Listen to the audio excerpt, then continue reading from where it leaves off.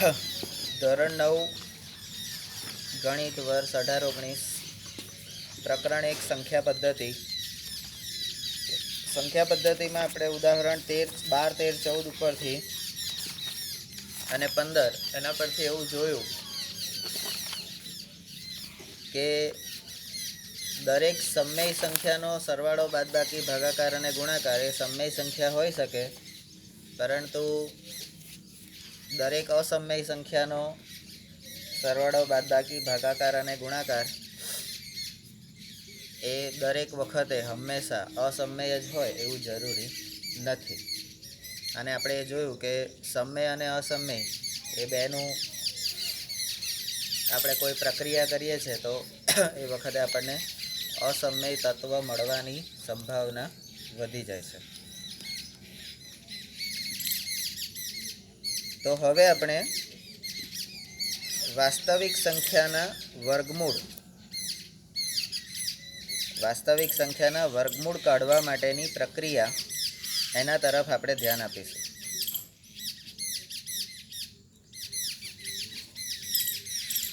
વાસ્તવિક સંખ્યામાં સમય સંખ્યા અને અસમય સંખ્યા એ બંનેનો સમાવેશ થઈ જાય છે, એટલે બધી જ સંખ્યાનો સમાવેશ થઈ જાય છે.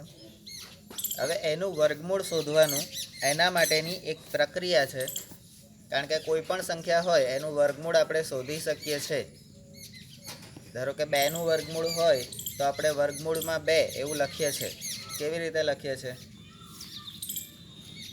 તો 2 એ કોનો વર્ગ છે? તો વર્ગમૂળમાં 2 ગુણ્યા વર્ગમૂળમાં 2. તો એ અસમય સંખ્યા છે, એનો વર્ગ કરવાથી એ સમય સંખ્યા થઈ જાય છે. તો એવી રીતે કોઈ પણ વાસ્તવિક સંખ્યા છે એનું વર્ગમૂળ કાઢવાની જે પ્રક્રિયા છે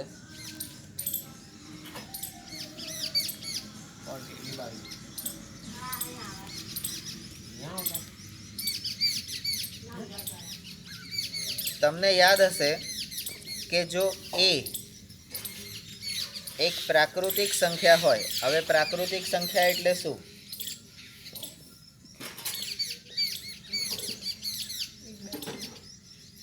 ધન સંખ્યા. પ્રાકૃતિક સંખ્યા એટલે ધન સંખ્યા. તો એ એક પ્રાકૃતિક સંખ્યા હોય તો એનું વર્ગમૂળ આપણે કરીએ તો એનો જવાબ આવે છે બી. એનું વર્ગમૂળ એનો જવાબ આવે છે બી. એનો અર્થ એ થાય કે b², બીનો વર્ગ તમે કરો તો એ તમને એ બરાબર મળે, અને આ જે બી જે છે એ તમારું 0 કરતાં મોટું હોય. B is greater than. અહીંયા જે આડો વી બનાવ્યો છે એ ગ્રેટર ધેનની નિશાની છે. ગ્રેટર ધેન એટલે નાથી મોટું, એટલે 0થી મોટું. બરાબર. નંબર 3, આ જે શરત છે એ ધન વાસ્તવિક સંખ્યા ઉપર પણ લાગુ પાડી શકાય છે. ધન વાસ્તવિક સંખ્યા એટલે વાસ્તવિક સંખ્યાની અંદર બધી સંખ્યા આવે, પણ એમાં 0થી આ બાજુની જમણી બાજુની સાઈડે જે બધી છે ધન વાસ્તવિક સંખ્યાઓ, એના માટે આ લાગુ પાડી શકાય છે. નંબર 4, ધારો કે a ઇઝ ગ્રેટર ધેન 0. અહીંયા પહેલી શરત કઈ આપી? B is greater than 0. હવે કહે છે a ઇઝ ગ્રેટર ધેન 0 એક વાસ્તવિક સંખ્યા છે, તો એનું વર્ગમૂળ બરાબર બી. એનું વર્ગમૂળ બરાબર બી એનો અર્થ એવો થાય કે b² બરાબર a, જ્યાં b ઇઝ ગ્રેટર ધેન 0 થાય. નંબર 5, તો અહીંયા તમને વાસ્તવિક સંખ્યાનું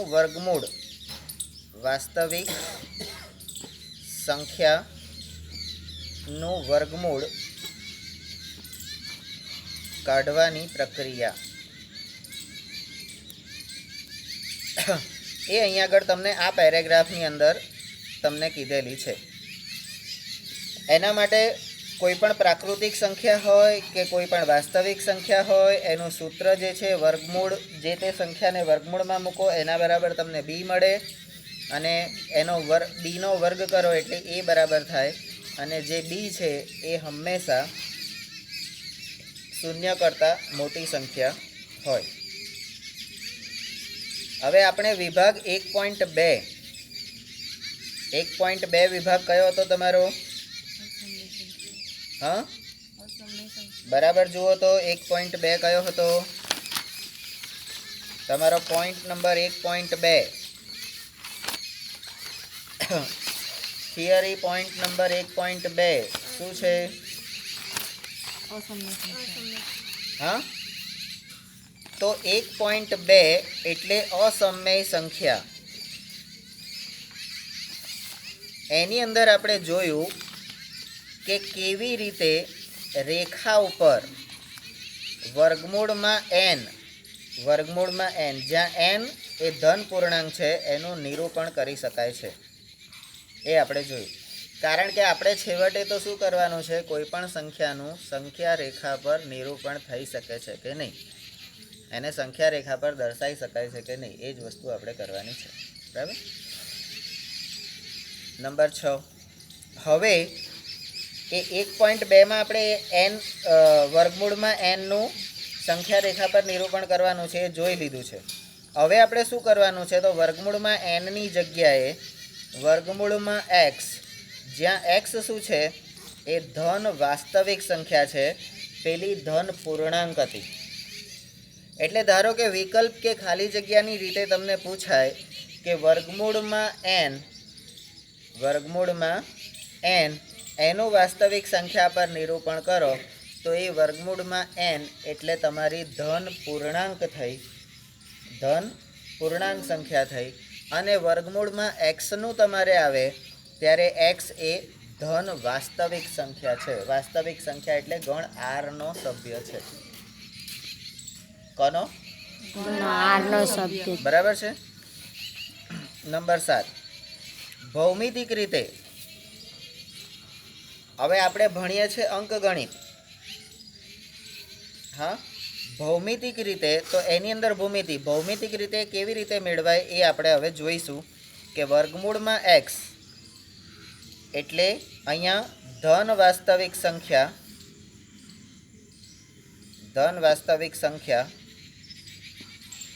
નું સંખ્યા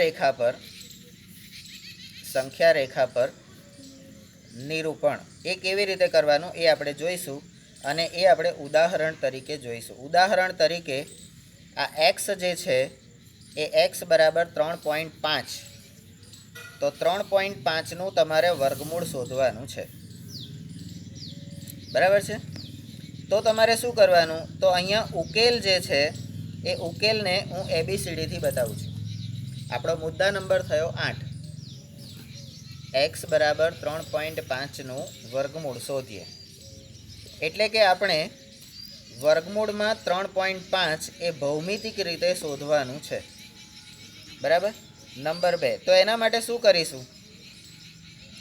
તો એક આપેલી રેખા પરના બિંદુ, એટલે અહીંયા સૌથી પહેલાં તમારે એક આખી રેખા દોરવી પડશે. એ રેખા પરનું બિંદુ એ જે છે એ એથી 3.5 એકમ દૂર એક બિંદુ ડી લો.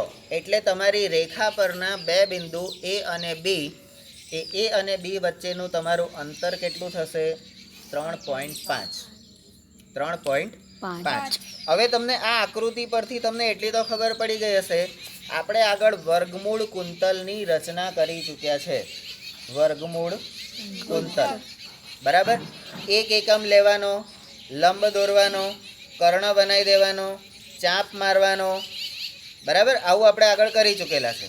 હા, તો એ વસ્તુ અહીંયા આગળ હવે આપણે કરવાની છે. હવે AB બરાબર 3.5 એકમ થશે. હવે તમે નંબર આકૃતિ 1.15માં જુઓ કે ડીથી 1 એકમ અંતરે બિંદુ C લો. બરાબર. તમારું જે બી હતું ત્યાંથી 1 એકમ એટલે 1 સેન્ટીમીટર એ અંતરે તમારે બિંદુ C લેવાનું છે. હવે એસીનું મધ્યબિંદુ શોધી અને તેને O કહો. હવે તમારું 3.5 હતું, એની અંદર 1 ઉમેરાઈ ગયું એટલે તમારું કેટલું થયું? 4.5. 4.5નું અડધું, તો 4નું અડધું 2 થાય અને 0.5નું અડધું 25 થાય, બરાબર. તો 2.25 એ અહીંયા આગળ અડધું બિંદુ આવે. હવે ઓને કેન્દ્ર રાખી અને ઓસી જેટલી ત્રિજ્યાવાળું એક અર્ધવર્તુળ દોરો. ઓને કેન્દ્ર રાખી ઓસી જેટલી ત્રિજ્યા રાખી અર્ધવર્તુળ દોરો. બીમાંથી પસાર થતી એસીને લંબ અને અર્ધવર્તુળને ડીમાં છેદતી એક રેખા દોરો. તો આ બીડી તમારું છે. આ રીતે તમે જે બીડી બનાવો છો એ બીડી બનાવો. એ બીડી તમારું કેટલું થશે? વર્ગમૂળમાં 3.5. હવે આવું કેમ થયું? તો તમે આગળ જે વર્ગમૂળ કુંતલ બનાવતા હતા, વર્ગમૂળમાં 2 ને એ બધું જે બનાવતા હતા, બરાબર, એની ઉપર સહેજ નજર કરી લો. ક્યાં હતું એ? હા, અહીં આગળ તમે જોઈ લો, બરાબર છે. અહીંયા તમારે પહેલાં ઓથી એ સુધીનું એક એકમ એને લંબ બનાવ્યું અને ઓએ જેટલી અહીંયાથી ઓબી જેટલી ત્રિજ્યા લઈ અને તમે ચાંપ મારતા હતા. એ ચાંપ તમારું જે ઓએ અંતર હતું એના કરતાં એક એકમ વધારે આવતું હતું, બરાબર. આ વસ્તુ આપણે અહીંયા પણ તમે વર્ગમૂળમાં 2 જે છે એનું પણ તમે જુઓ તો પણ તમને ખ્યાલ આવી જશે. એની અંદર આપણે જે કરતા હતા એ જ વસ્તુ બરાબર, એ અહીં આગળ આપણે કરવાની છે. પણ અહીંયા આ એક એકમ પહેલાંથી લઈ લેવાનું છે અને પછી તમારે ચાંપ મારવાનું છે અને પછી પેલો લંબ દોરવાનો છે. તો એ લંબ પણ કેટલો થશે? 3.5 જેટલો જ થશે. 3.5, પણ એને વર્ગમૂળમાં 3.5 કહેવામાં આવશે, બરાબર છે. તો આપણી ધન વાસ્તવિક સંખ્યાનું સંખ્યા રેખા પર નિરૂપણ એ અહીંયા આગળ આપણે જોયું. ત્યાર પછી હવે નંબર 9.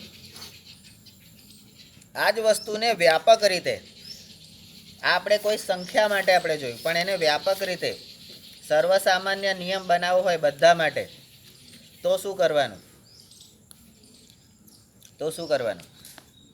તો કે વર્ગમૂળમાં એક્સનું મૂલ્ય શોધવા માટે જ્યાં એક્સ એ ધન વાસ્તવિક સંખ્યા છે, એ બી બરાબર એક્સ એકમ થાય એવું બિંદુ બી લો અને આકૃતિ 1.16માં દર્શાવ્યા પ્રમાણે બીસી બરાબર 1 એકમ થાય એવું બિંદુ સી લો. એક્સ બરાબર 3.5ના કિસ્સામાં જોયું એ જ પ્રમાણે બીડી બરાબર વર્ગમૂળમાં એક્સ મળશે. એટલે અહીં આગળ જે વ્યાપક અર્થમાં, પણ અહીંના જે સ્ટેપ તમારા જે ગુપચાઈ દીધા છે, જે નથી લખ્યા, એ બધા સ્ટેપ તમારે અહીં આગળ એક્સના સંદર્ભમાં તમારે લેવાના છે. એટલે વ્યાપક અર્થમાં, એટલે અહીં આગળ આપણે કેવી રીતે કરવું પડશે? તો આ એક્સવાળું જે છે ધન વાસ્તવિક સંખ્યાનું સંખ્યા રેખા પર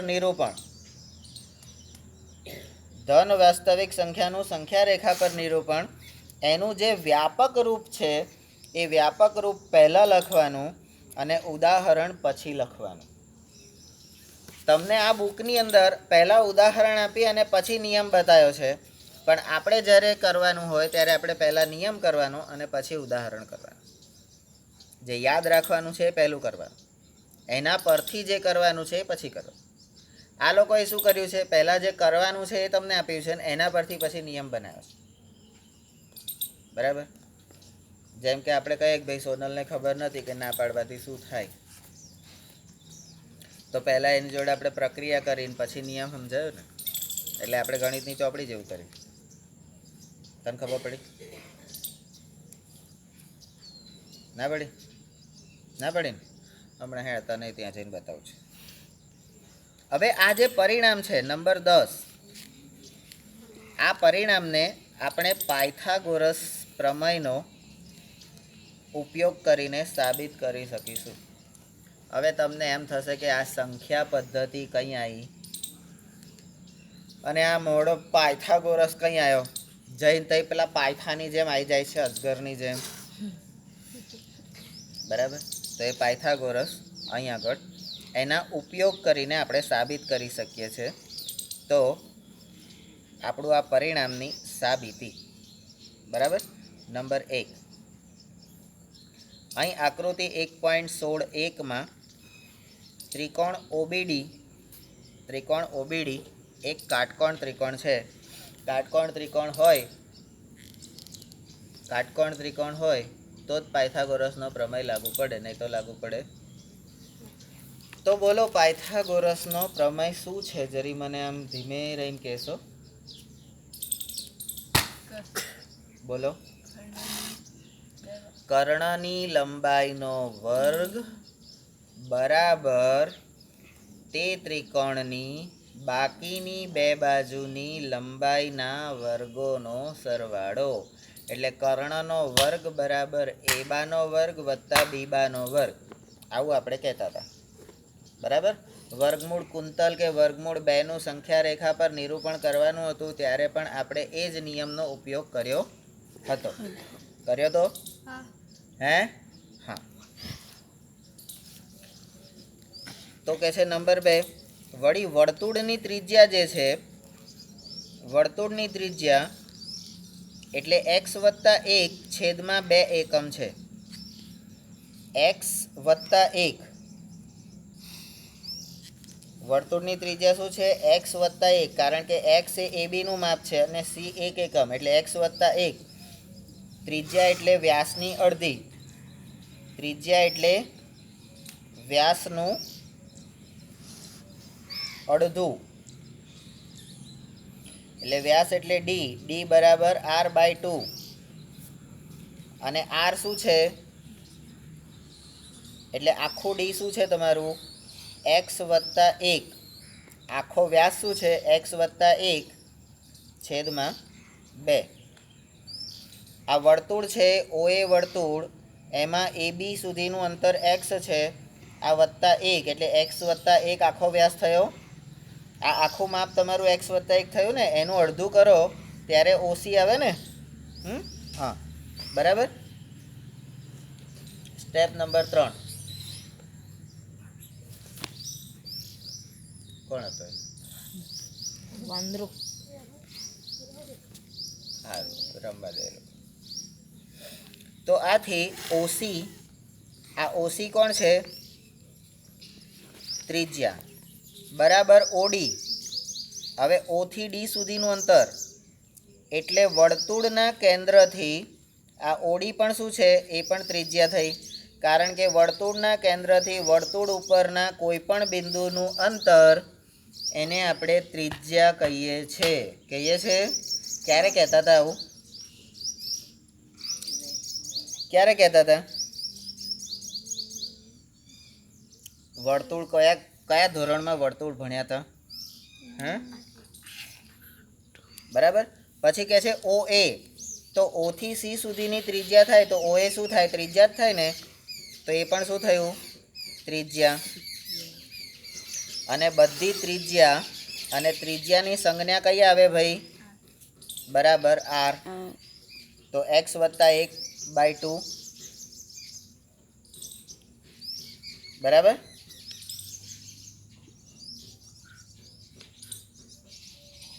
સ્ટેપ નંબર 4. હવે OB જે છે, O થી B સુધીનું અંતર, તો કે x - x + 1/2.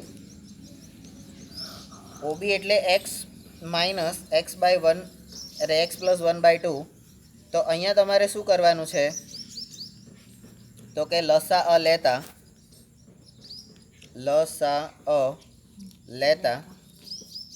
તો અહીંયા શું થઈ જશે? શું થઈ જશે? અહીંયા 2x થઈ જશે. આ 2 જે છે x ની જોડે ગુણાશે ને, 2x - x, અને આ માઇનસ પ્લસ તો -1 અને આખાના છેદમાં 2, તો તમારો જવાબ શું આવશે? 2x માંથી x જાય તો x - 1 છેદમાં 2, આ જવાબ તમારો થશે. બરાબર, એટલે લસા લીધા પછીનું સ્ટેપ આ છે, એના પછી આ છે. ચલો હવે સ્ટેપ નંબર 5. અથવા તો OB બરાબર x+1/2 - x કરો. તમે આમથી આમ કરો કે આમથી આમ કરો, બરાબર, તો પણ તમારે દરેક વખતે શું કરવાનું છે? તો કે લસા લેવાનો છે. બરાબર, તો અહીંયા કેવી રીતે આવશે? તો કે x+1 - 2x/2. તો હવે x ને 2x માંથી તો -x રહેશે, તો એના પછી આવશે આ. નંબર 6, એટલે કે જો x બરાબર 3.6 હોય, xની કિંમત 3.6 હોય, તો OB બરાબર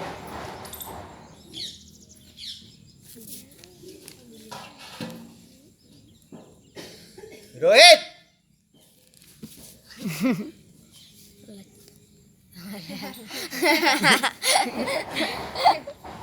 રાજ્યા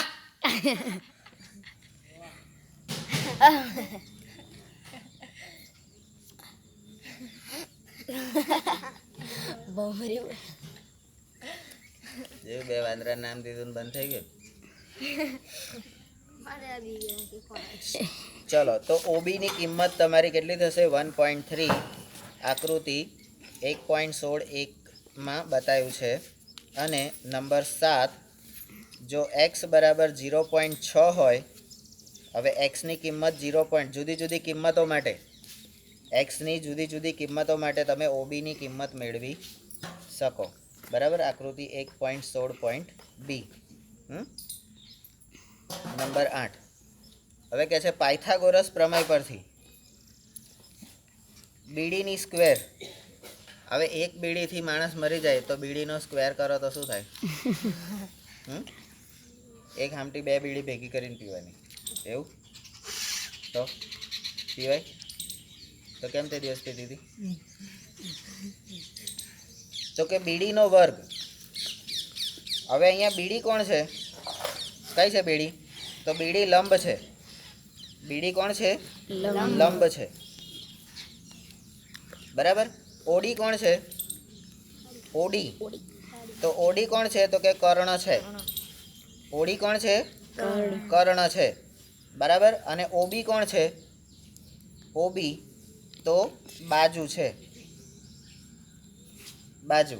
બરાબર, તો અહીંયા પાયથાગોરસ પ્રમેય પરથી પહેલું શું આવશે? તો કે ઓડીનો વર્ગ બરાબર બીડીનો વર્ગ વત્તા ઓબીનો વર્ગ. એના પરથી તમે આ બીડીનો વર્ગ બરાબર આને આ બાજુ લઈ જાઓ તો આ લખી શકો. બરાબર, લખી શકાય? ના પડી ને? આ તમારો પાયથાગોરસ પ્રમેય શું છે? કર્ણની લંબાઈનો વર્ગ બરાબર એક બાજુનો વર્ગ વત્તા બીજી બાજુનો વર્ગ. બરાબર, એમાંથી તમારે બીડીનું માપ શોધવાનું છે. તો બીડી બરાબર, બીડીને આ બાજુ જ રાખો, ઓબીને આ બાજુ લઈ જાઓ તો ઓડી માઇનસ ઓબી થશે. થયું?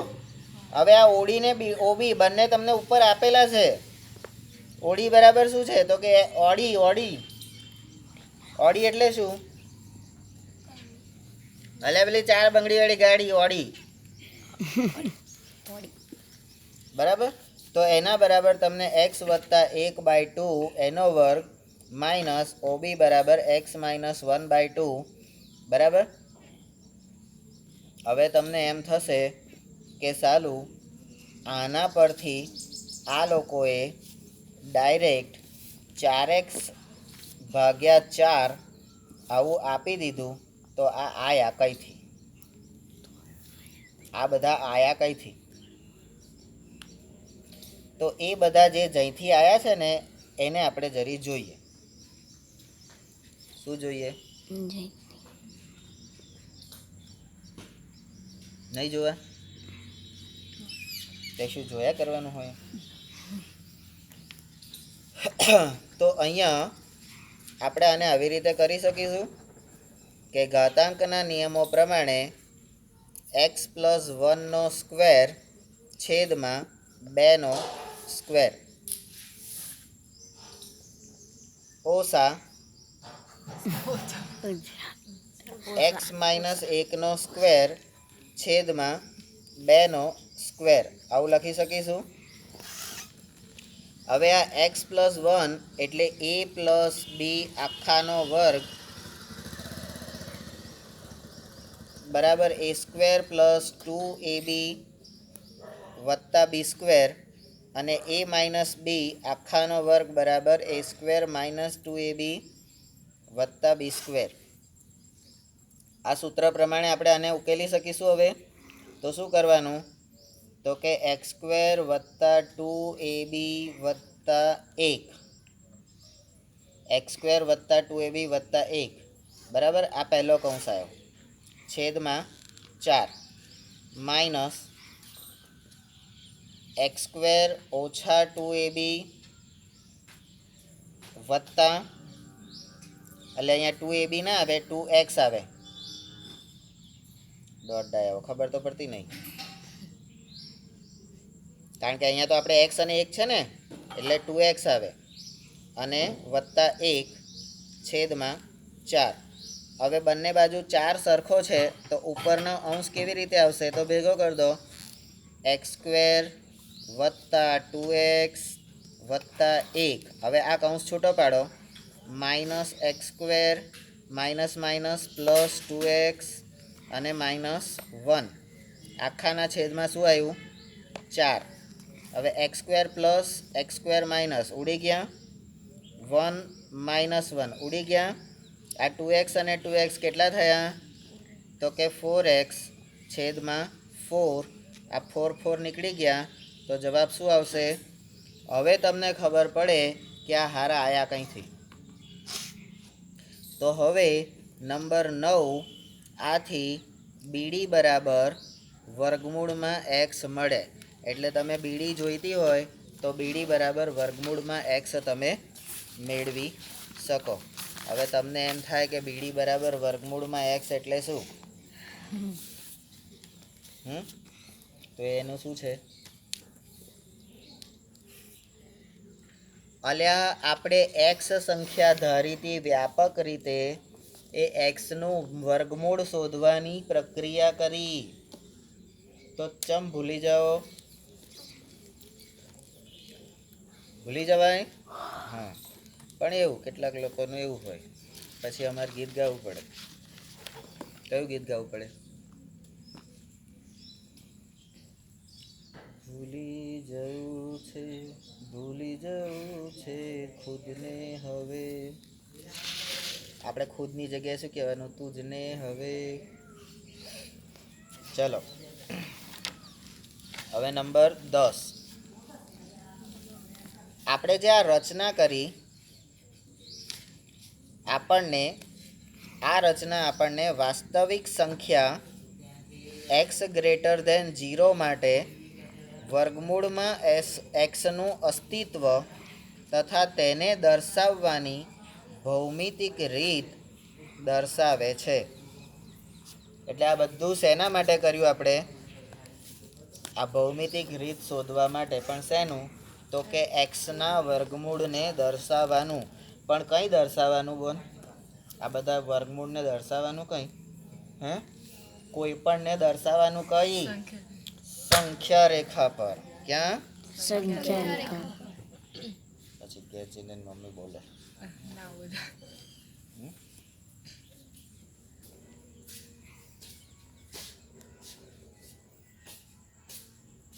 તું કે ધાર્યું લઈશ તો હું બી નહીં જોઉં.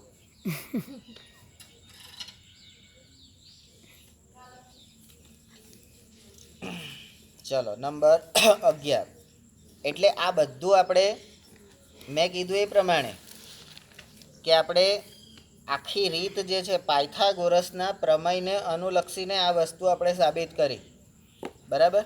પણ આપણે સાબિત શું કર્યું તો કે ધન વાસ્તવિક સંખ્યાનું સંખ્યા રેખા પર નિરૂપણ એની વ્યાપક રીત. તો એ ધન વાસ્તવિક સંખ્યા કોણ કોણ તો કે એક્સ, અને એક્સનું આપણે વર્ગમૂળ એટલે એક્સ વર્ગમૂળમાં એક્સ.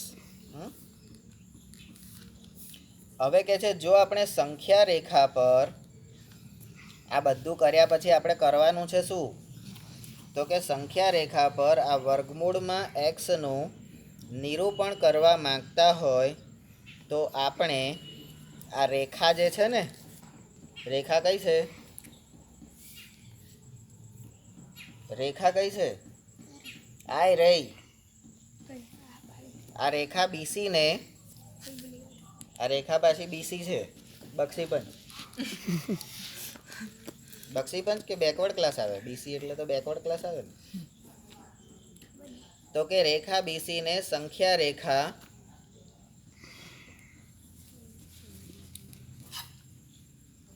બી ને 0 લઈ અને સી ને 1 લઈએ છે બરાબર. નંબર 12 અને બી ને કેન્દ્ર લઈ બીડી ને ત્રિજ્યા લઈ એક ચાપ દોરીએ. નંબર 13 અને તે સંખ્યા રેખાને બિંદુ ઈ માં છેદશે. અને નંબર 14 આકૃતિ 1.17 અને નંબર 15 આ જે ઈ મળ્યું એ વર્ગમૂળમાં એક્સનું નિરૂપણ છે. શું છે વર્ગમૂળમાં એક્સનું નિરૂપણ. બરાબર. તો અહીંયા 14 નંબરમાં તમારે આ આકૃતિ લઈ લેવાની વચ્ચે. ખબર પડી ગઈ?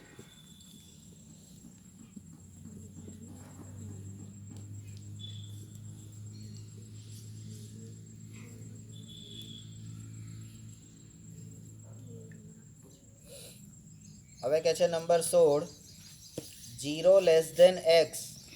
અત્યાર સુધી આપણે શું કર્યું એક્સ ગ્રેટર ધેન 0 માટે આ બધું શું કર્યું એક્સ ગ્રેટર ધેન 0 માટે. હવે એમ કહે છે કે 0 લેસ ધેન એક્સ એટલે એક્સ જો શૂન્ય કરતા એટલે એક્સ લેસ ધેન 0 ના 0 લેસ ધેન એક્સ અને એક્સ તો 0 કરતાં મોટો જ છે એક્સ તો 0 કરતાં મોટો છે પણ 1 કરતાં નાનો હોય તો એની પણ વર્ગમૂળમાં એક્સની રજૂઆત આ જ રીતે થઈ શકે છે. નંબર 17 હવે આપણે કોઈ પણ ધન વાસ્તવિક સંખ્યાના કોઈ પણ જેને આવવું હોય ને આવી જાય કોઈ પણ ધન વાસ્તવિક સંખ્યાના વર્ગમૂળ વિશેના ખ્યાલને એટલે ખ્યાલ એટલે શું વિચાર અને વિચાર એટલે શું કલ્પના. તો એ ખ્યાલને તમે ઘનમૂળ ચતુર્થમૂળ અને વ્યાપક રીતે ધન પૂર્ણાંક n માટે વાસ્તવિક સંખ્યાના n મૂળ સુધી પણ વિસ્તૃત કરી શકો. એટલે તમારે જેટલું લાંબુ કરવું હોય એટલું તમે કરી શકો. બરાબર. નંબર 18 આગળના વર્ગોમાં એટલે હવે પછીના વર્ગોમાં વર્ગમૂળ અને ઘનમૂળ માટેની મેળવેલી સમજ તમે યાદ કરો. બરાબર. વર્ગમૂળ ને ઘનમૂળ વિશે તમે કોઈ સમજ મેળવી છે? વર્ગમૂળ એટલે શું ઘનમૂળ એટલે શું? અલી 6ઠ્ઠા ધોરણમાં તમે વર્ગમૂળ શીખ્યા અને 7મા ધોરણમાં ઘનમૂળ શીખ્યા. તમે ના કેમ ના પાડો? 8મા ધોરણમાં ઘન અને ઘનમૂળ એવું ચેપ્ટર નહોતું આવતું તો ના કેમ પાડો?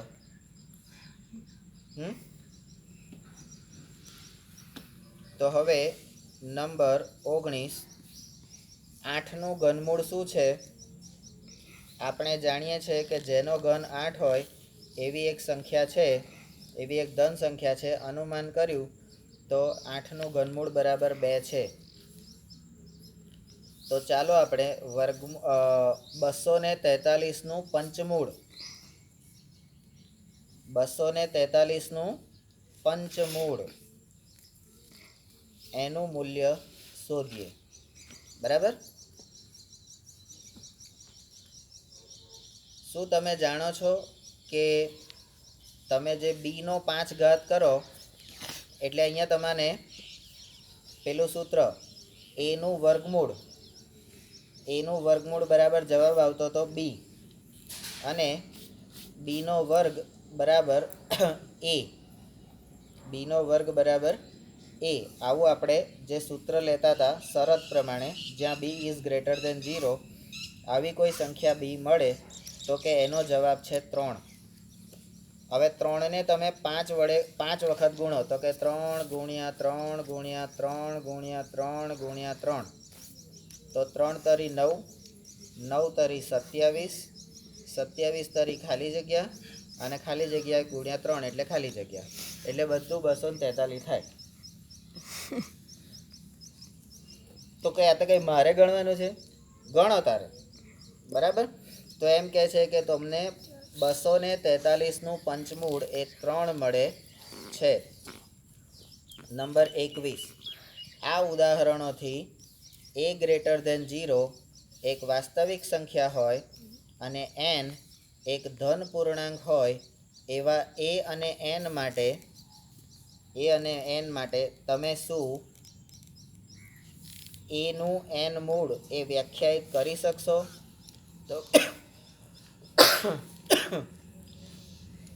તો કે બધું થાય પણ શરત એટલી. શું શરત? કઈ? નિયમનું પૂંછડું પકડી રાખવાનું.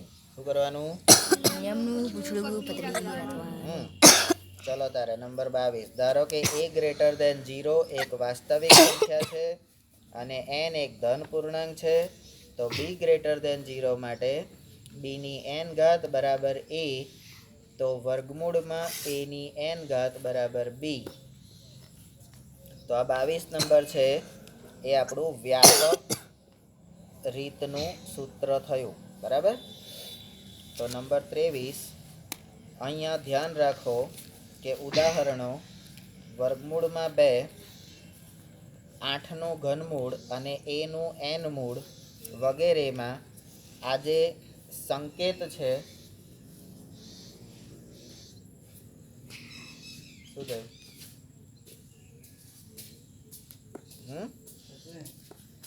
આ સંકેતને,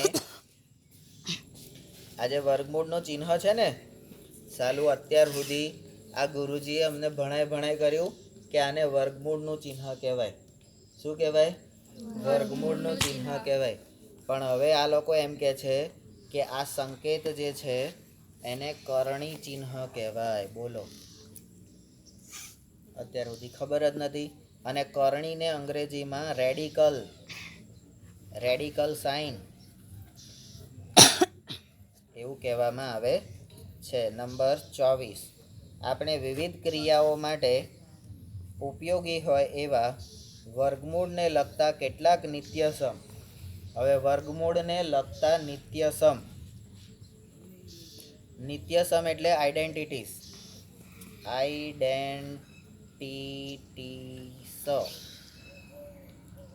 એને લઈએ તો નંબર 25, તમે અગાઉના ધોરણમાં આમાંથી કેટલાકથી પરિચિત થયા છો.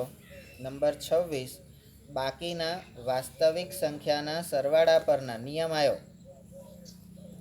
વાસ્તવિક સંખ્યાના સરવાળા પરના ગુણાકારના વિભાજનનો નિયમ.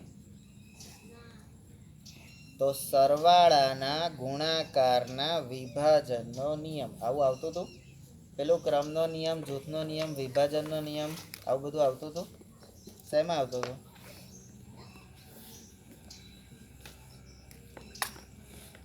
શેમાં આવતું હતું? 8મા ધોરણમાં આવતું હતું. પણ કયા ચેપ્ટરમાં આવતું હતું? આપણે તો વ્યાપક રીતે કહી દેવાનું કે 8મા ધોરણમાં આવતું હતું. પછી ગુરુજીને સમજવું, સમજે? તારી માનો.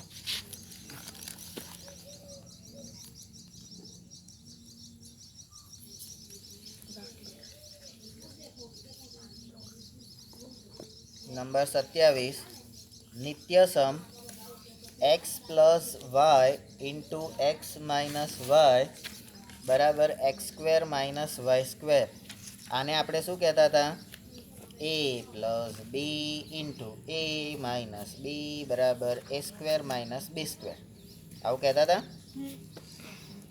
જ્યાં એક્સ અને વાય એ વાસ્તવિક સંખ્યા છે અને એ અને બી એ વાસ્તવિક સંખ્યાઓ છે.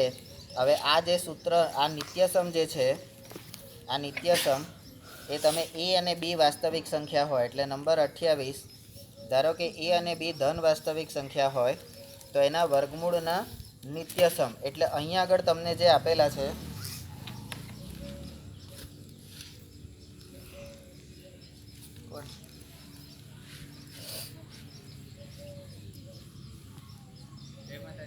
જય માતાજી. કેમ તું આવ્યો આજે? હા, વહેલા હર પહોંચી જઈએ, કોઈ માથાકૂટ તો ના કરે. સુધરો સુધરો.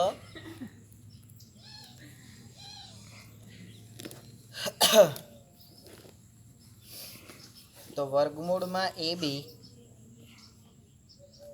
અહીંયા વર્ગમૂળમાં એ બી બરાબર વર્ગમૂળમાં એ અને વર્ગમૂળમાં બી, આવું આપણે ક્યાં શીખ્યા હતા?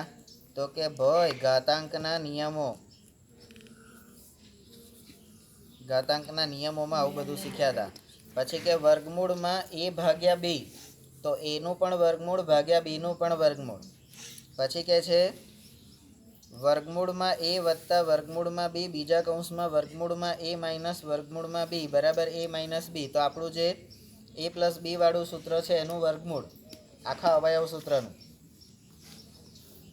પછી અહીંયા એ પ્લસ વર્ગમૂળમાં બી અને એ માઇનસ વર્ગમૂળમાં બી, તો એનું પણ એ સ્ક્વેર માઇનસ બી સ્ક્વેર થાય, પણ બી સ્ક્વેર માટે તમારે વર્ગમૂળમાં બી છે એટલે બી જ થશે. બરાબર. નંબર 5, વર્ગમૂળમાં એ વત્તા વર્ગમૂળમાં બી ઇન્ટુ વર્ગમૂળમાં સી વત્તા વર્ગમૂળમાં ડી. તો અહીંયા આગળ આપણે વિસ્તરણ થાય, પહેલા પદને બીજા આખા જોડે ગુણવાનું અને બીજાને આખા જોડે ગુણવાનું, એ રીતે તમારું થાય. તો એ રીતે વિસ્તરણથી તમારો આ જવાબ આવશે વર્ગમૂળમાં એસી વત્તા વર્ગમૂળમાં એડી વત્તા વર્ગમૂળમાં બીસી વત્તા વર્ગમૂળમાં બીડી. પાંચમું સૂત્ર છે વર્ગમૂળમાં એ વત્તા વર્ગમૂળમાં બી, તો એ તમારો કયો આવે? એ પ્લસ બી આખાનો વર્ગ. બરાબર. તો કે એ સ્ક્વેર વત્તા 2ab વત્તા બી સ્ક્વેર. આ રીતે તમે એને કરી શકો. હવે આ શું મેં એવું કીધું કે આ છઠ્ઠું જે છે એ આ નીચેનું સૂત્ર છે એના ઉપરથી, તો બી સ્ક્વેર જ આવે ને. મારે તો બી સ્ક્વેર જ કહેવાય, હું આને બોલું છું. પણ મારે તો અહીંયા જ કરવાનું છે ને. તો ના જ હોય ને, કારણ કે વર્ગમૂળમાં બી ગુણ્યા વર્ગમૂળમાં બી તો શું થશે? બી.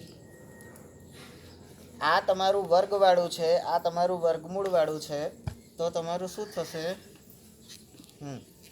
તો આ બધા નિત્યસમ પર આધારિત કેટલાક વિશેષ ઉદાહરણો તમારે જોવાના છે. બરાબર. એટલે ઉદાહરણ 16, 17, 18, 19, 20. બરાબર. એના પછી સ્વાધ્યાય તમારું 15. પછી જે ઘાતાંકના નિયમો, વાસ્તવિક સંખ્યાઓ માટે ઘાતાંકના નિયમો. બરાબર. તો ઘાતાંકના નિયમો જો અહીંયા આગળ આપેલા છે, તો આ પહેલાં લખવાના અને પછી એના ઉદાહરણો લખવાના. બરાબર. ખબર પડી ગઈ કે ના પડી? કઈ પડી? અચ્છા, તમારે દિમાગ હોય એમ.